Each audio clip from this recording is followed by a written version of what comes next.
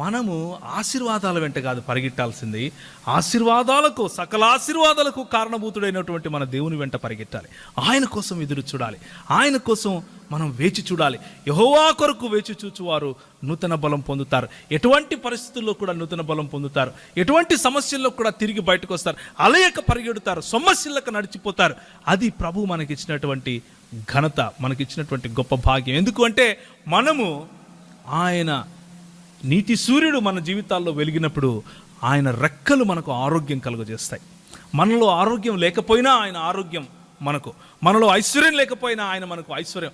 యెహోవాయే మనకు స్వాస్థ్యముగా ఉంటే ఇంకే ఐశ్వర్యం కావాలి మనకు? మరి మన పాస్టర్ గారు చెప్పినట్లుగా ధనవంతులం కాదు, మనం ఐశ్వర్యవంతులం. సకల ఐశ్వర్యాలకు ఆయన కారణభూతుడు, ఆయన నా దేవుడు. ఇంతకంటే గొప్ప ఏం కావాలి? ఇంతకంటే ఇంకేం కావాలి? దాంతో కడుపు నిండదు కదయ్యా. అన్నం వస్తుందా? యేసు అంటే వస్తుంది, ఇస్తాడు.